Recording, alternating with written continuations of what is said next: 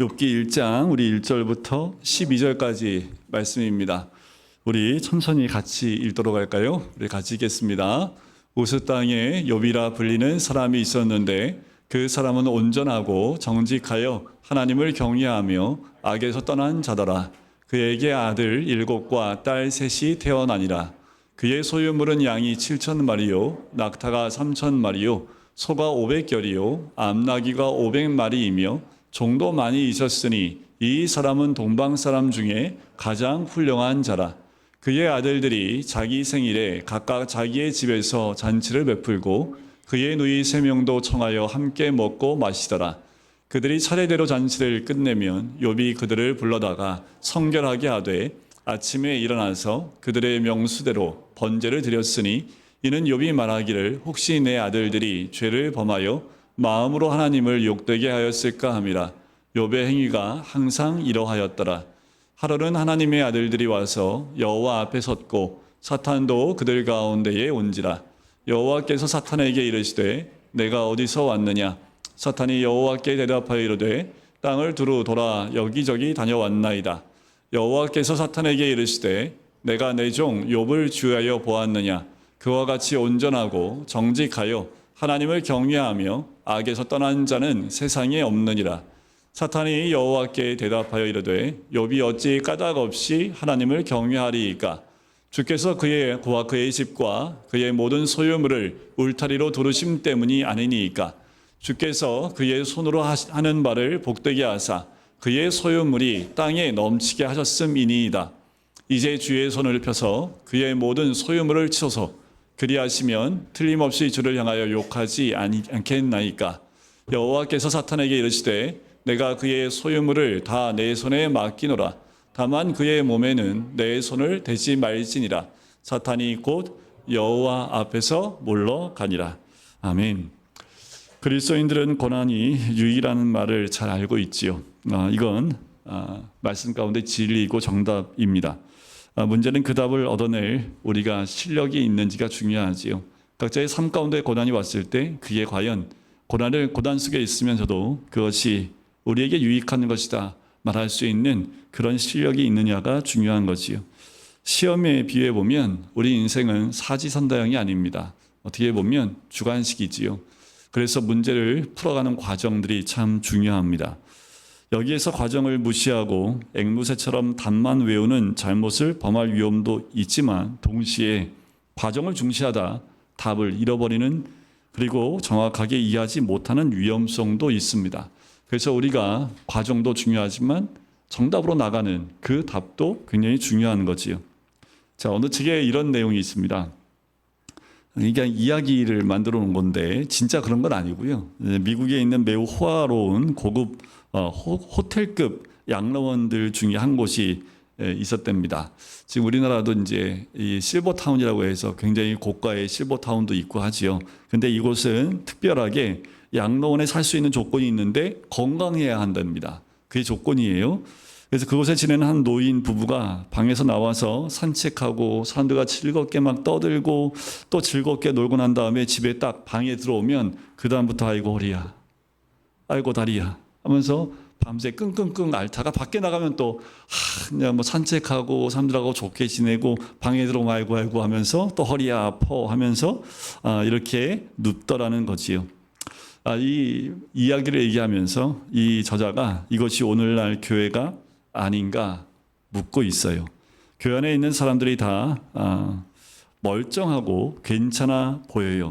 아무 문제도 없는 듯합니다. 그런데 실상 그들은 다 남모르게 고난이 있고 아픔을 안고 살아가지만 교회만 오면 아무 문제 없는 것처럼 말하고 행동한다라는 거예요. 왜 그럴까요? 왜 우리는 이렇게 행동하는 경향이 있을까라는 거지요. 아마 우리에게는 이런 두려움이 있는 것 같아요. 만약 우리가 문제나 고통 상황을 사람들이 알게 되면 우리 신앙에 문제가 있는 것처럼 비춰질까 봐, 그래서 약점이 잡힐까 봐 두려운 가운데 그 모습을 드러내지 못한다라는 거지요. 이런 생각에는 신앙에 대한 일반적인 오해가 깔려 있습니다. 신앙이 좋으면 늘 평안하고 얼굴에 만면의 미소가 띄어져야 된다라고 생각한다라는 거예요. 어쩌면 그렇게 가르치는 사람도 있을지 모르겠습니다. 그래서 신앙이 깊으면 깊을수록 어떠한 고난에도 늘 평안한 가운데 있다라고 가르치는지는 모르겠어요.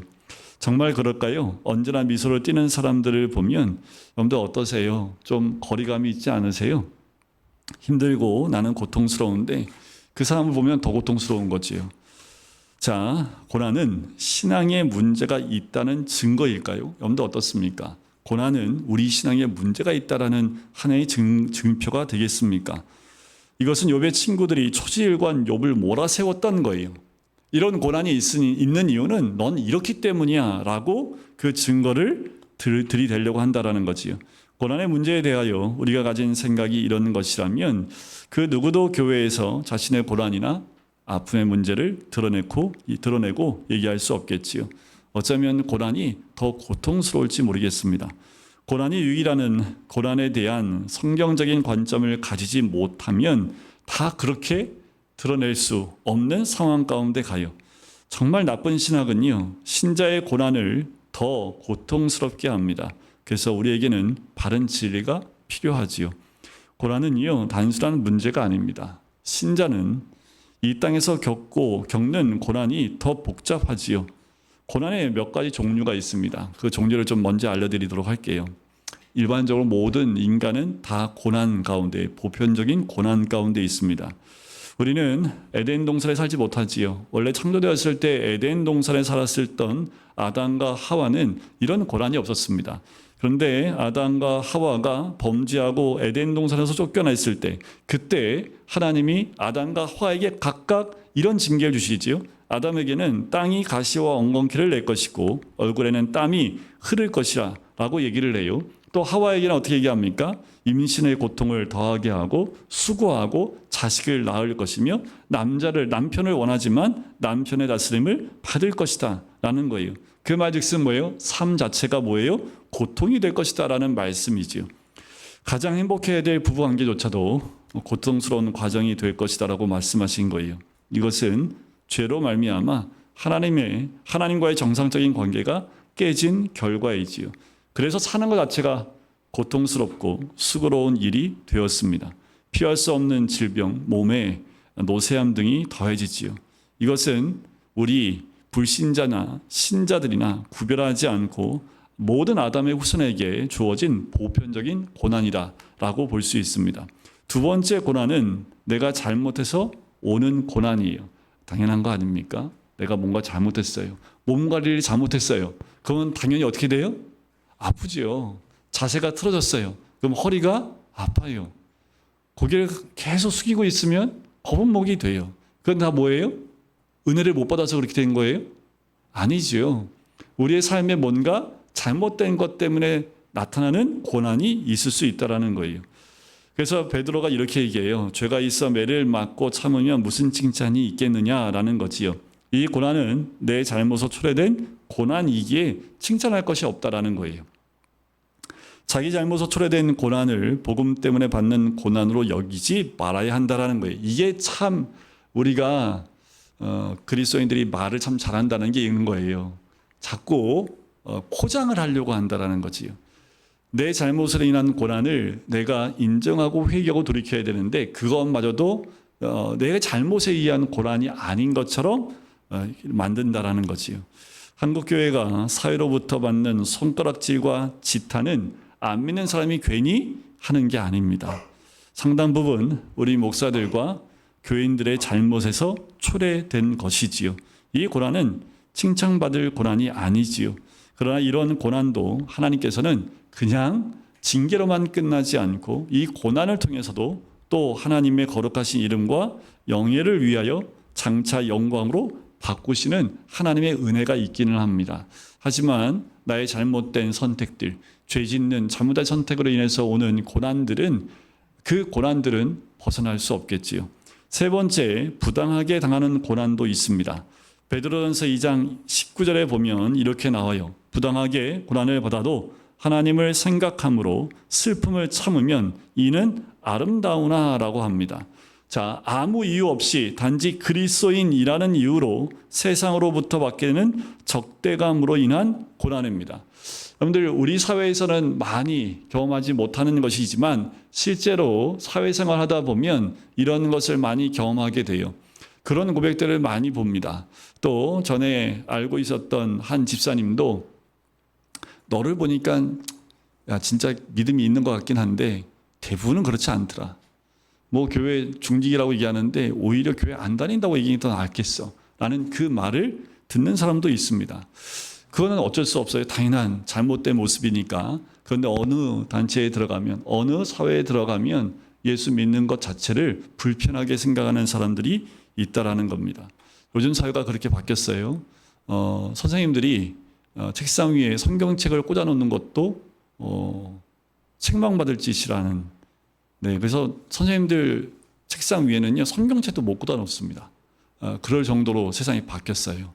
그래서 믿는 내색도 하면 안 됩니다. 그리고 또 교회에 다닌다는 얘기를 하면 안 되는. 기독교 재단으로 세워진 학교는 괜찮겠지만 일반 학교에서 그러면 선생님들이 벌점을 받는다는 얘기도 있습니다. 이렇게 예수 믿는 것 때문에 당하는 고난이 있을 수 있어요. 주님께서 십자가를 지시기 전에 제자들에게 말씀하신 대로요. 세상은 주님을 미워합니다. 그와 마찬가지로 주께 속한 자들도 미워한다라는 거지요. 이것은 어떤 일을 하든 하지 않든 그리스도이라는 존재 자체로만 인하여 미움을 받게 된다라는 거예요. 믿음으로 세상을 산다는 것 자체가 고난이지요. 믿음 가운데 있는데 세상에 산다는 것 자체가 고난일 수밖에 없습니다. 그래서 신자는 믿음으로 살려고 하면 할수록 마음이 상할 수밖에 없어요. 가장 대표적으로 성경에 보면 롯이 그렇습니다. 소돔 고모라 땅에 살던 롯도 그 마음이 상했다라는 표현을 베드로 후서에 보면 이야기를 해요. 여기에는 부당하고 억울하다고 여기게 만드는 요소가 분명히 있습니다. 그러나 하나님을 생각함으로 참으면 이는 아름답다라고 베드로 사도가 이야기를 하지요. 그러나 여기서 더 나아가서 선을 행함으로 받는 고난이 있습니다. 이게 네 번째 고난인데 베드로전서 2장 20절 뒷부분에 이렇게 나와요. 그러나 선을 행함으로 고난을 받고 참으면 이는 하나님 앞에 아름다우니라. 하나님 앞에 아름다운 고난도 있다라는 거지요. 여기서 선을 행한다. 선을 행하는데 도리어 고난이 오는 것이요. 이 선을 행한다라는 것은 무엇입니까? 그리스도의 복음을 전하는 겁니다. 적극적으로 주의 복음을 나의 삶 가운데 드러내고 전하는 모습 가운데 오는 고난이에요. 실제로 영국이나 유럽 사회에서는 복음을 전하다가 목사님들이 투옥되고 또 벌금을 내는 경우가 굉장히 많아요. 지금도 영국에서는 공개적으로 나가서 복음을 전할 수 없게끔 되어 있습니다. 그것이 조만간 우리나라 사회에도 있을 수 있는 정말 무서운, 그리고 종교의 자유 자체가 이제는 제한되어지는 그 법이, 여러분들 차별금지법이 한 단계 더 가면 이제 복음을 전하는 것 자체가 문제가 됩니다. 그래서 밖에 나가서 복음 전하면 그냥 경찰에 끌려가고 그리고 감옥에 들어가고 1년, 2년의 징벌로 또 감옥에 들어갈 수 있는 사회가 되기도 해요. 하지만 그럼에도 불구하고 우리는 복음을 전하는 거지요. 실제로 베드로 사도가 이 말씀을 쓸 때에는 복음을 전하다가 붙잡히면 죽임을 당할 수 있는 그런 환경이었습니다. 그런데도 불구하고 하나님은 그 모습이 아름답다라고 말씀하시는 거예요. 디모데후서 1장 8절에 보면 사도 바울이 이렇게 얘기합니다. 그러므로 너는 내가 우리 주를 증언함과 또는 주를 위하여 갇힌 자 된 나를 부끄러워하지 말고 오직 하나님의 능력을 따라 복음과 함께 고난을 받으라. 복음과 함께 고난을 받는 것, 그것이 우리가 받는 고난 가운데 하나님이 선하게 보시는 고난이라는 거지요. 디모데후서 3장 12절 말씀을 같이 한번 읽어볼까요? 시작. 무릇 그리스도 예수 안에서 그 다음에 있습니다. 없나요? 네, 이거는 제가 안 썼나 봐요. 디모데후서 3장 12절인데요. 제가 읽어드릴게요. 무릇 그리스도 예수 안에서 경건하게 살고자 하는 자는 박해를 받으리라. 그러니까 우리가 경건하게 살고자 하면 당연히 오는 게 뭐예요? 박해입니다. 거꾸로 이렇게 보시면 되죠. 그런데 박해 안 받고 계세요? 그럼 우리는 어떻게 안 살고 있는 거예요? 경건하게 안 살고 있는 모습일 수도 있다라. 이게 어쩌면 이 땅에서 우리가 고난을 받지 않는 이유일 수도 있겠다라는 생각이 들어요.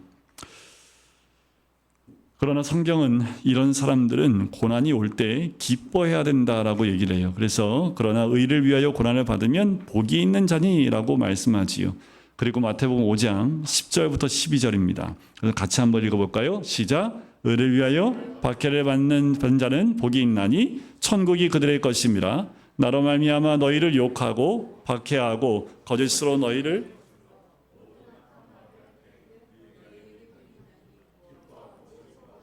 하늘에서 너희의 상이 큼이라. 너희 전에 있던 선지자들도 이같이 박해하였느니라.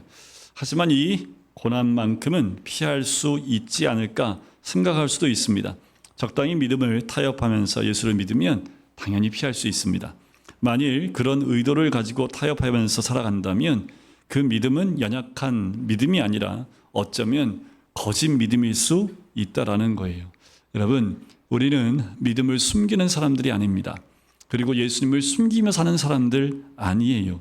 예수님은 숨길 만큼 부끄러운 분 아닙니다. 우리가 이 땅 가운데 예수 믿으며 피할 수 있는 방법은 없어요. 모든 그리스도인은 주와 복음을 위해서 고난을 받도록 부르심을 받은 자들입니다. 베드로전서 2장 21절에 나와요. 이를 위하여 너희가 부르심을 받았으니 그리스도도 너희를 위하여 고난을 받으사 너희에게 본을 끼쳐 그 자취를 따라오게 하려 하셨느니라 라는 거지요. 여기서 이를 위하여는 선을 행함으로 고난을 받고 참는 것을 말합니다. 모든 그리스도인은 이것을 위하여 부름을 받았다는 사실을 우리는 기억해야 돼요. 이것은 취사선택이 아닙니다.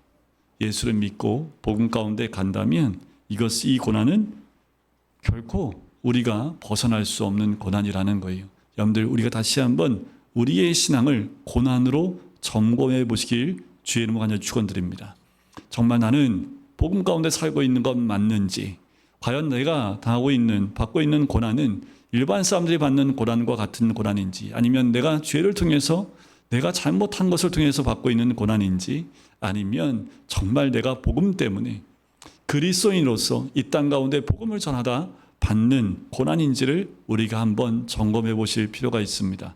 그리고 그 고난을 떠나서 어쩌면 우리의 신앙의 모습도 한 번쯤은 다시 한번 말씀 앞에서 또 주님 앞에서 겸손하게 비추어 보는 시간이 되었으면 좋겠습니다.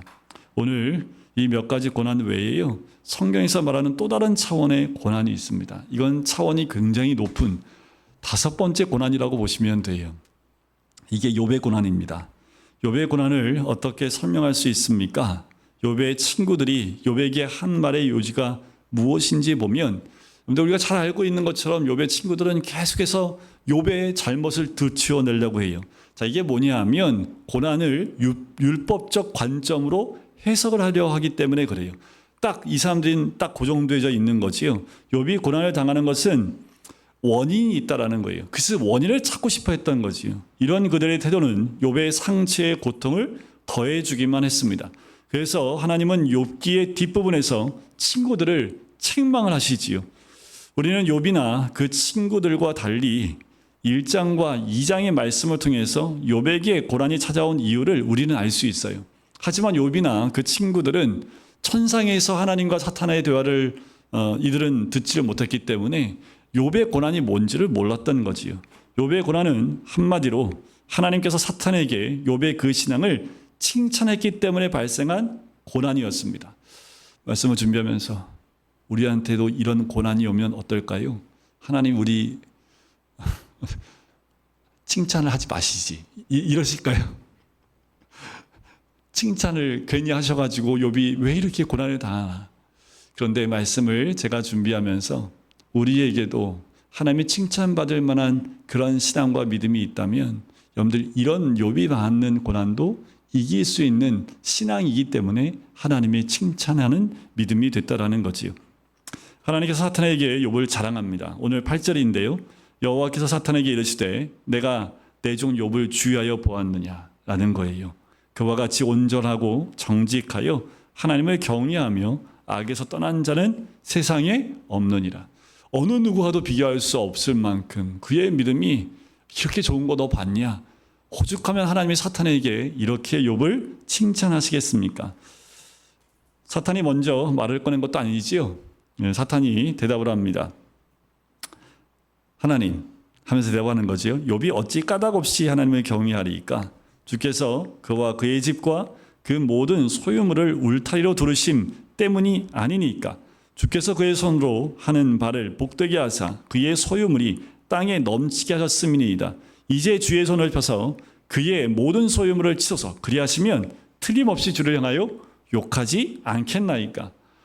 이유나 까닭 없이 그가 하나님을 경외하겠습니까? 라는 거예요.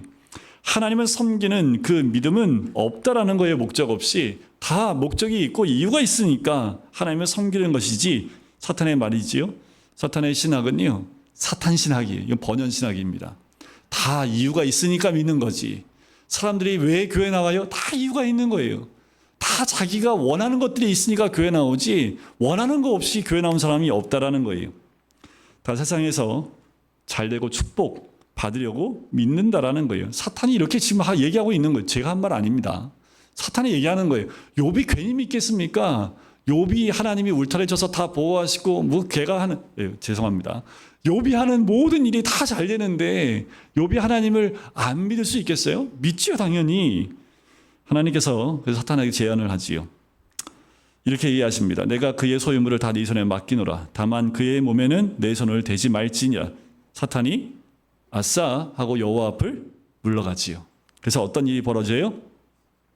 이 제안은 하나님께서 사탄에게 내기를 거신 거예요. 라고 하면 내기 해볼래? 라는 거지요. 내가 만나 네가 만나 한번 볼래? 라고 하나님 먼저 말씀하시는 거지요. 하나님께서는 하나님의 영예를 걸고 내기를 거신 거예요. 내 사랑하는 백성, 내 자녀들의 믿음을 그렇게 우습게 보지 말라는 거예요. 하나님은 욥을 알았습니다. 그리고 그 믿음을 알았어요. 욥의 믿음을 그렇게 깎아내리지 말라. 그의 믿음은 그런 믿음이 값싼 믿음이 아니라고 하나님은 인정하셨고 또 욥의 그 고난은 이렇게 시작하게 됩니다. 이게 1라운드예요. 그래서 인간이 이렇게 철저하게 망할 수 있나 싶을 정도로 완전히 망합니다. 근데 망하는 것도 순서대로 조금씩 1년에 10년에 한 번씩 하나씩 나가는 게 아니라 하룻밤 사이에 다 없어집니다. 그가 투자했던 거, 그가 소유했던 게 한순간에 싹 다 날아가 버립니다. 그것뿐만 아니라 사랑하는 열 자녀들이 한 자리에 모여 잔치하다 자연재해로 한 자리에서 다 죽임을 당합니다. 사탄이 욥의 믿음의 거짓됨을 증명하기 위해서 가져온 고통은요, 감당할 수 없는 굉장히 잔인하고도 혹독했습니다. 그런데 만약에 우리가 이런 고난을 받는다면요, 여러분들 어떻게 하시겠습니까? 하나님 살아계신 거 맞냐라고 하나님께 혹시 손가락질하고 욕하지 않겠습니까? 걱정하지 마세요. 우리한테 그런 고난이 안 나오는 이유는, 하나님이 허락하지 않는 이유는,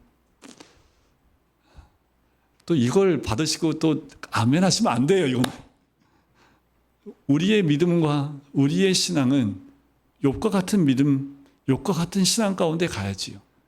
아무리 욥과 같은 고난이 와도 흔들리지 않는 믿음 가운데 갈 수 있는 믿음이 우리 가운데 있어야겠지요. 욥은 그 고난 가운데 어떻게 고백을 합니까? 욥기서 1장 21절 22절 우리 같이 한번 읽어볼까요? 시작. 이르되 내가 모태에서 알몸으로 나와 싸운즉 또한 알몸이 그리로 돌아가올지라. 주신 이도 여호와시요 거두신 이도 여호와시오니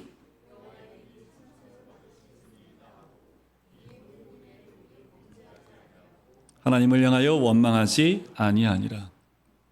우리는 이렇게 안 해도 하나님 정말 나한테 그러실 거예요? 하면서 하나님께 대드는 경우가 많지요. 우리에게 조금만 손해가 와도, 조금만 내가 원하는 대로 되지 않아도 우리는 정말 하나님 살아계신 거 맞아요? 하면서 가슴을 치면서 통곡하면서 하나님을 원망하고 있지는 않습니까? 그런데 욥은요, 모든 것이 다 사라졌음에도 불구하고 이런 믿음의 고백을 해요. 1라운드는 누구의 승리예요? 하나님 승.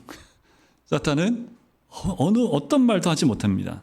욥은 자기의 믿음의 참됨을 이렇게 입증을 합니다.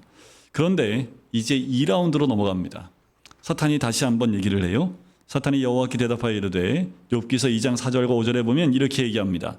가죽으로 가죽을 바꾸오니 사람이 그의 모든 소유물로 자기의 생명을 바꾸올지라. 이제 주의 손을 펴서 그의 뼈와 살을 치소서. 그리하시면 틀림없이 주를 향하여 욕하지 않겠나이까.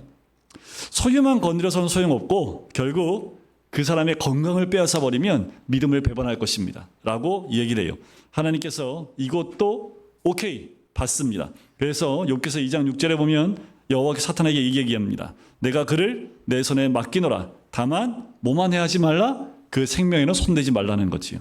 자, 이제 진짜 깊고도 오랜 욥의 고난 2라운드가 시작이 돼요. 이 1라운드는 짧은 시간에 아주 큰 고난과 고통이 밀려왔다면 2라운드는요. 아주 진짜 오랜 시간에 걸쳐서 욥의 몸이 망가짐을 통해서 그 고난을 2라운드를 시작합니다. 하나님께서 왜 이렇게 하실까요? 당신의 자녀들이 이기적 욕구가 충족되기 때문에 하나님을 믿는 게 아니라는 것을 확실하게 증명하고 싶으신 거지요. 하나님 우리에게 이런 증명을 또 이런 것을 보기 원하시는 거예요. 이기적인 욕심 때문에 믿는 것이 아니라 어떤 환경이 와도 흔들리지 않는 믿음 가운데 있는 내 백성들, 내 자녀들의 믿음을 증명하고 싶은 거지요. 욥의 고난은 이렇게 하나님께서 사탄에게 욥과 그 신앙을 칭찬하고 자랑하셨기 때문에 생긴 거예요. 그러니까 우리는 하나님 칭찬받고 싶지 않으세요? 하나님이 우리를 자랑할 만한 그 믿음 가운데 세우지 않기를 원하세요? 어쩌면 욥의 고난을 우리가 다 알기 때문에 원치 않을지도 모르겠습니다. 하나님께서 욥과 그의 신앙을 믿어주셨기 때문에 욥이 고난을 받은 거예요. 하나님께서 욥의 믿음을 걸고 참된 믿음이 무엇인지 입증하심으로써 영광을 받으시기 위해서 사탄에게 내기를 거신 것과 마찬가지지요. 여러분들 우리의 신앙이 이런 여러분들 욥과 같은 고난이 오지 않는다 할지라도 지금 있는 현재의 나의 삶의 고난이 하나님의 영광으로 다시 올려드릴 수 있는 고난의 결과가 되기를 주의 이름으로 간절히 축원드립니다. 욥은 그 고난 속에서 범죄하지 않음으로 하나님께 영광을 드러내요. 여러분들 어떤 어려움이 와도요 범죄하지 마십시오. 입술로나 삶을 통해서 범죄하지 마십시오. 하나님은 고난 가운데 믿음을 지키는 그 믿음의 사람들로 영광을 받으신다라는 거예요. 이것이 욥기의 이야기입니다. 욥의 고난은 어떤 면에서 욥 자신과는 아무 상관이 없는 고난이었지요. 욥과 무슨 상관이 있습니까? 단지 욥의 그 믿음이 하나님께 영광이 되는 믿음인지를 하나님은 사탄에게 자랑하셨고 사탄은 그 믿음을 한번 무너뜨리기 위해서 그렇게 고난이 찾아온 거지요. 하늘에서 일어난 일을 전혀 알지 못하는 욥이나 세 친구들이 이 고난의 원인을 찾을 수 없었던 것은 이상한 일이 아니지요. 어쩌면 우리의 고난도 모르실 수 있어요. 성경은 이와 같이 순전히 하나님의 영광을 위한 고난이 있다라고 말합니다. 그런데 우리의 고난이 이런 고난이었으면 좋겠습니다. 하나님께서 욥을 믿어주셨기 때문에 일어난 고난이지요. 사탄이 말하는 것처럼 욥의 믿음이 그저 울타리를 쳐서 복받게 하셨기 때문에 믿는 믿음이 아니라 모든 것이 다 무너져도 하나님께 대한 자신의 신뢰를 버리지 않는 참된 믿음인 것을 믿어주셨고요. 허락하신 고난 속에서 욥이 그 믿음의 참됨을 입증함으로써 하나님, 바로 하나님의 영예를 지키셨고 영광을 받으신 거예요. 여러분, 지금도 하나님은 변치 않으십니다. 지금도 우리의 환경 가운데 있는 크고 작은 고난을 통해서 하나님이 영광 받으시기를 원해요. 하지만 사탄은 하나님을 멀리 떠나는 백성들이 되기를 원하는 거지요. 이런 차원의 고난이 있다는 사실을 우리는 알아야 합니다. 하지만 욥의 친구들은 욥의 고난을 이해하지 못했지요. 그들은 율법적 관점으로 그대로 그 관점을 보여줍니다. 죄와 벌의 인과관계 속에서 고난을 보는 관점이에요. 하지만 성경은 그 이상을 우리에게 보여주는 거지요. 고난의 원인을 인과율에 종속된 율법적 관점을 넘어서는 고난이 있는 거라는 거예요. 그것은 하나님의 영광을 위한 고난입니다. 늘 우리의 고난을 통해서 하나님께 영광이 되는 그 고난, 이 고난은 하나님의 백성이 모든 삶의 자리에서 하나님을 향한 자신의 신뢰를 온전히 드러내는 일과 연결된 고난입니다. 목적이 선명한 고난이에요. 성도에게 목적과 무관한 고난은 없습니다. 하나님은 자기 자녀들의 고난을 결코 낭비하지 않으십니다. 이 사실은 하나님의 자녀들에게 무한한 위로가 되는 거지요. 여러분들 어떠한 고난도 내가 무엇인가 잘못해서 오는 고난이라 할지라도 하나님은 하나님 백성에게 오는 고난을 그냥 낭비하지 않으신다라는 거예요.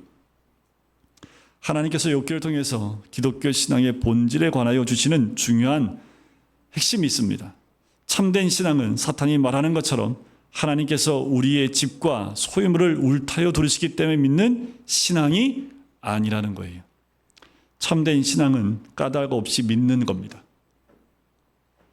까닭은 자신의 이기적 욕구를 채우려는 이유들이지요. 이런 말을 우리는 들어보셨을 겁니다. 저는 예수 믿고 우리 어머니한테 많이 들은 말씀이에요. 믿음이 밥 먹여주냐? 교회 가면 밥 먹여주냐? 그러면 전 얘기하죠. 교회 가면 밥 줘요. 안 주면 제가 라면 끓여 먹습니다. 하나님께서 밥 주시죠. 하지만 우리는 밥 먹여주기 때문에 믿지 않지요. 그런데 밥이 안 먹여주면 또 안 믿는 우리의 연약함도 있습니다. 오늘날 교회의 강단을 참 거짓복으로 만드는 것이 사탄의 관점으로 믿음을 이해하는 거예요. 믿어야 할 까닭이 있어야 믿는 것처럼 얘기를 해요. 복받아야 믿는 것처럼 그 이유를 얘기해요. 믿어서 문제 해결받고 빚 갚아서 부자 되고 건강해지고 부부관계, 부모 자식 관계 좋아지고 자식들 학교 취업 문제 잘 해결되고 등등 이런 것들이 해결되는 그 믿음이라는 거지요. 이걸 해주시기 때문에 믿는다고 사탄은 말하고 있는 거예요. 이것이 없으니 사람들이 믿음 가운데에서 헤매고 있다라는 거지요. 이런 이유가 아니라면 하나님을 믿을 리 없다라는 거예요. 그건 지금도 변함이 없습니다. 우리의 신앙은 어떤 신앙입니까? 하나님은 욥을 믿어주셨습니다. 욥의 신앙이 참된 신앙임을 아셨기 때문에 그래요. 그러나 사탄은 그렇게 생각하지 않는 거지요. 우리의 신앙의 실체는 무엇입니까? 생기는 게 있어서 애들 잘 되라고 믿는 겁니까? 아니면 나를 구원해 주신 하나님의 은혜에 감사해서 뭐라고 이유될 수도 없지만 그냥 하나님을 믿는 겁니까? 때로는 까닭을 가지고 믿는 거짓 믿음이 더 뜨겁고요, 열정적이고요, 헌신적으로 나타나요. 하지만 거짓 신앙입니다. 무엇을 헌신하고, 이건 이제 기브 앤 테이크예요. 하나님 내가 이렇게 했으니까 하나님 이걸 주셔야 합니다. 나는 기브 앤 테이크 신앙이라는 거예요. 어쩌면 이런 모습이 우리 하여금 하나님께 더 열정적으로 잘 섬기게끔 하는 요소가 돼요. 그래서 목사들이 이걸 이용합니다. 목사들이 모르지 않아요. 목사들이 이용합니다. 섬기시라고 하나님이 해결 안 해주시겠냐고, 이런 말 자체가 성경적이지 않습니다. 사탄의 신앙하고 똑같아요. 근데 이런 말 안 하면 성도들이 싫어해요. 그러니까 목사님들이 가끔이 아니라 거의 주로 하나님이 그런 복 주세요 라고 얘기하고, 그런데 안 주실 수도 있습니다 라는 말을 뒤에 조금 얘기합니다. 그래서 사람들로 하여금 더 열심히 교회 섬기게 해요. 여러분들, 우리가 교회 섬기는 건 뭐 때문에 섬깁니까?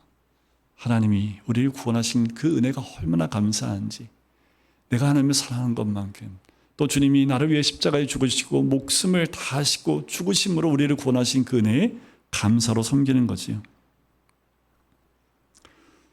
참된 신앙은 이유가 없어요. 하나님이 하나님이시기에 믿는 겁니다. 그런데 이 참된 신앙은 어린 신앙의 단계에서는 종종 믿음이 없어 보이기도 해요. 연약해질 때도 있습니다. 욥도 흔들릴 때가 있지요. 그러나 참 신앙은 절대로 하나님을 떠나지 않습니다. 그런데 우리가 믿음이 흔들릴 수 있어요. 욥은 흔들리지 않았을까요? 여러분들 욥기서 13장 15절 앞부분에 보면 욥이 이렇게 얘기합니다. 그가 나를 죽이시리니 내가 희망이 없노라. 이게 난해주인데요. 난해의 주를 보면 이렇게 설명을 합니다. 이 부분을 이렇게 해석을 해요. 그가 나를 죽이실지라도 나는 그를 의뢰하리니 라는 말씀이에요. 그가 나를 죽이실지라도 나는 그를 의뢰하리니 라는 그 말이에요. 참된 신앙은 흔들리기도 하고 약해 보이기도 하지만 결국 여기까지입니다. 그리고 다시 하나님께 나아가요. 마르틴 루터는 로마 교회가 추구하는 신앙을 이렇게 표현합니다. 영광의 신학이라고 불렀습니다.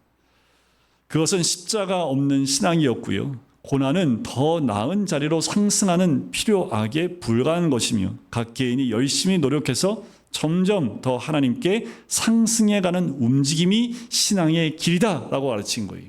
열심히 노력하시면 하나님께 더 가까이 가는 신앙으로 더 신앙의 길로 갈 수 있다라고 가르치는 거죠.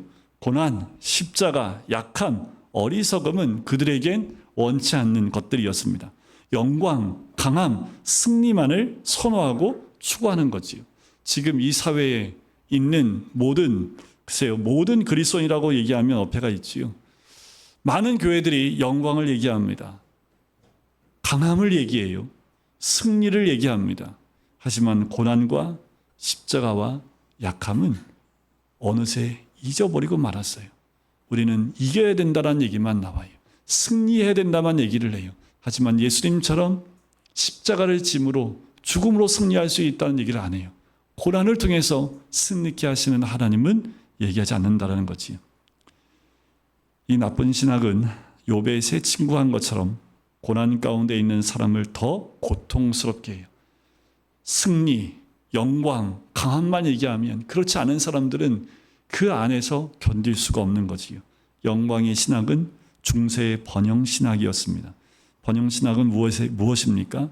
병에서 치유를 받음으로, 가난에서 부함으로 옮겨감으로써, 아래에서 위로 상승함으로써 하나님께 영광이 된다고 믿는 신학이에요.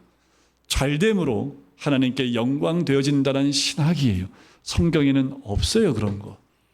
하나님 기쁘시게 받을 그 믿음은 고난 가운데 흔들리지 않는 믿음으로 하나님 영광 받으시지, 내가 정말 성공해서 드리는, 그래요, 그것도 영광 받으시지요. 그런데 거기에 국한되어 있으면 안 돼요. 실패하고 있는 그 사람이 하나님께 드리는 영광이 오히려 하나님이 더 기쁘게 받으실 만한 그 모습일 수 있다는 거예요. 그런데 우리는 늘 어떤 것만이요?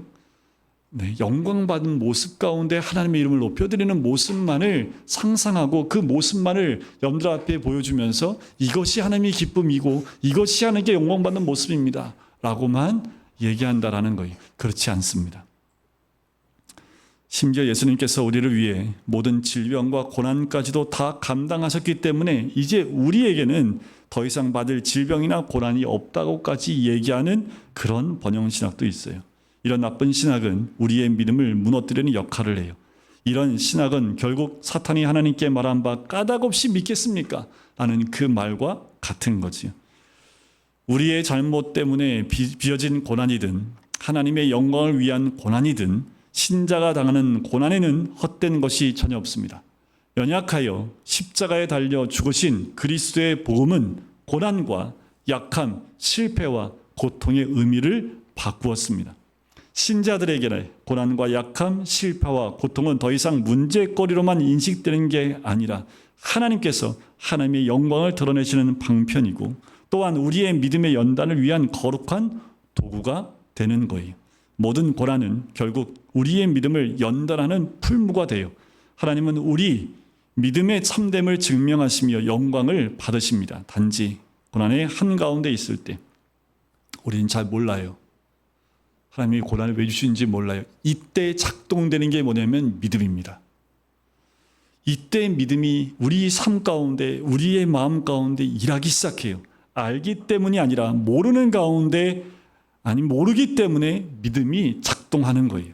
나는 모르지만 하나님은 알고 계시고 모든 것을 당신의 섭리 가운데 우리의 유익과 당신의 영광이 되게 하신다라는 그 믿음이 작동하는 거예요. 하나님은 지금 이 고난을 통해서 우리 하나님의 목적을 이루어 가시는 중이라는 거예요.